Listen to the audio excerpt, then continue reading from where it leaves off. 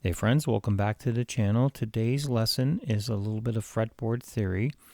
So if you ever wondered how can I learn all of the chords in every key, so all 12 keys, you have 7 chords in every key. How can I memorize that? Well, it's kind of hard to memorize actually. I'm sure you can do it over time, but there's a lot easier way to do this.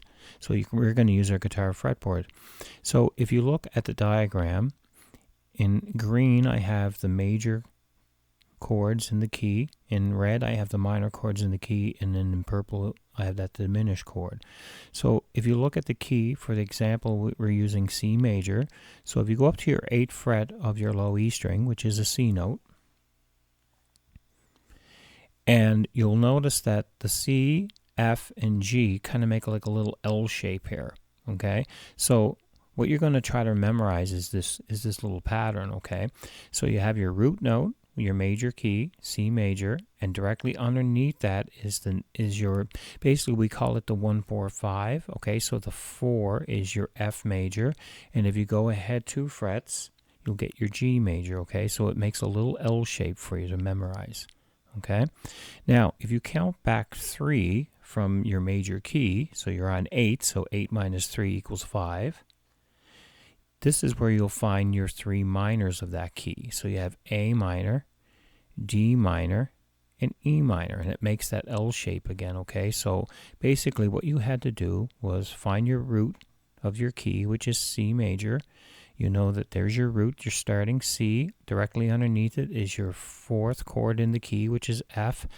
And then 2 down from that is your 5th chord in the key, which is G. So there's your 3 majors. Then you go back to your root and you minus 3, go back 3 to 5th fret. That gives you your area where your 3 minors for that chord are. So you have A minor, D minor, and E minor. Okay, now go back to your root on your 8th fret, and then directly behind it, 1 fret back, is your diminished chord of the key, and that lands on a B note, so that's your B diminished. So how you find the chords in this key, you'd have C major, F major, and G major. Go back to your minor area, you'll have A minor, D minor, and E minor. Go back to your root, and directly behind your root, a semitone is your diminished, which is a B diminished. So if we look at the key of D, for example, let me get that up here for you. You'll notice that all I did there was, so C was on the 8th fret. I just moved everybody down 2 frets to the 10th fret, which I know is a D note. And I have my 3 majors right here in my L shape. And I'd have D, G, and A major. If I go to my 10th fret and minus 3, that takes me to the 7th fret. And I'd have my 3 minors, which is B on the 7th fret, and E on the 7th fret of the A string, and an F sharp minor. Okay, so if I go back to my root, which is D on the 10th fret, and go 1 behind, just 1 semitone behind, I'd have a C sharp diminished. And that's how you find the chords in every key. You can just take that diagram and place it all over the fretboard. Okay, now why would we want to know every chord in every key? Well, when you're playing in keys, you have the option to play the scales, right? You can play, if you want to play in C major and A minor, you can play the C major and A minor scale shapes all over the neck. Yep. If you want to play off the chords, it's good to know what chords are in the key. And what you want to do is you want to learn how to play those simple arpeggios. Okay, so like, for example, a G major arpeggio or a G major chord, a bar chord, lays here on your 3rd fret. Okay, looks like so, right? So if you were actually to play it like an arpeggio, okay, you'd play all the notes by themselves, right? So that's what arpeggiating means. Okay, so those chords are hidden in each one of the pentatonic minor boxes. I'll show you here. So let's get we'll get the first one up here.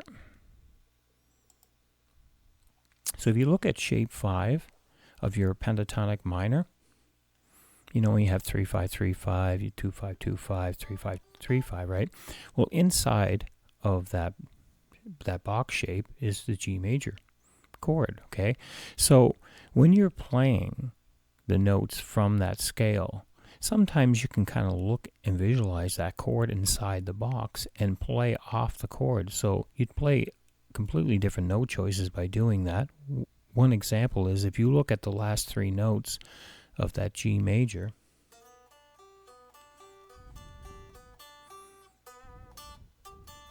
it's almost like it's part of the chord, right? But you wouldn't play like that. You wouldn't play like that if you were playing scale bass. You'd play like a... You wouldn't do that, right? So this is another way of playing over the chords, right? So you can go in between, play some scale bass licks and then play some chord bass licks, okay? So there's your G major that kind of hides inside shape 5, okay? So let's take a look at what other chord is hiding in there. And there's our C major, okay? So it's just a C major bar chord. You can play it like an arpeggio. So a really good exercise is to actually do that. Or now that note right there, I'll show you where that note came from in a second. I know it comes from the note in the shape 5, but it also is part of a chord that's in shape 1, okay? So because all these shapes are connected, okay? So each shape is going to share notes of the shape in front of it.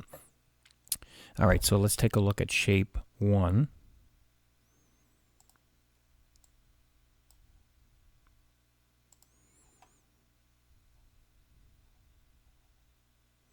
Right here. Okay, so shape 1 has the A minor chord hiding inside of it, okay? Shape 1 also has D minor hiding inside of it, okay? So right here, okay? So when you're playing over that shape, just keep in mind that you can roll over those notes in the chord. And, okay, so when you're playing pentatonic minor shapes, you wouldn't play this note right here because it's not in the pentatonic minor, but it's in the chord shape. So it just gives you another way to look at the fretboard, okay? So you're kind of looking at chords instead of the scale shapes, okay? So we have that one there, okay? So moving on, we'll get out of there and we'll go into shape 2, which hides our B diminished chord here, okay? Now, technically, some of these chords are bleeding into shape 3, and you'll see in the next example how I'll just show you how, like some of the chords are stealing notes from shape 3, the shape in front of it, of course. All right, so let's move on to the next chord that's hiding in that. Okay, that's our diminished, and then E minor is below it, okay? So B diminished was sitting up here, and E minor is down below it right here, okay? All right, and we'll get into the next one. And so our C major chord sitting right here, that's our 8th fret. And that's kind of, sitting inside of shape 2 and a bit of shape 3, okay? Because shape 3, some of the notes on the 10th fret here, okay? So just so you can see how, it's in both, okay? All right, so the next one we have is shape 2 and 3. We have our F chord that's sitting in here. Okay, so it's good to learn your bar chords and to just practice, like play that note, don't bump, bump like that. Just play it just like it looks like. Okay, just play it like an arpeggio. In shape 3 and 4, okay, so up top we have our D minor, okay, so that's our D note here. So that's inside shapes 3 and 4. And below that, we would have a G major. Okay, and then to our next shape, so shape 4, and technically some of shape 5, like that's the 14th fret here. Shape 5 would be right around this area here. Okay, so shape 4, if you look, your top chord here in that shape is an E minor shape. Okay, and below that, we have, believe it's A minor. Yep, it's A minor right here, okay? So you can actually look and see the chord shape The arpeggio shape is inside each one of these pentatonic shapes, okay? So it's a great way to look at your fretboard a little differently than just basically relying on scale shapes all the time. What you can do is just take that scale shape 4, for example, and play it to a backing track, and then try to visualize these notes here, because at the end of the day, it's all visualization, right? That's why I wanted to give you this lesson here on how you can actually see, you know, how the notes and the chords are laying out over the fretboard, and then over all of your box shapes here. So, like if we go back to here, this guy here, this is really cool. I like this because I get to look at this at on my guitar fretboard. I don't have a book in front of me all the time, right? I don't want to have a book in front of me all the time. I want to be able to look down at my fretboard and use this so I can find every chord in every key, okay? And the other thing too to remember is there's a pattern to, like the way the chords are laid out in the keys. You have your major, so that would be whatever key we're in, right? So C major, right? But look how it works. It's major, minor, minor, major, major, minor. So there's a pattern. It's just a reverse image, right? Major, minor, minor, major, major, minor, and then finally a diminished chord, okay?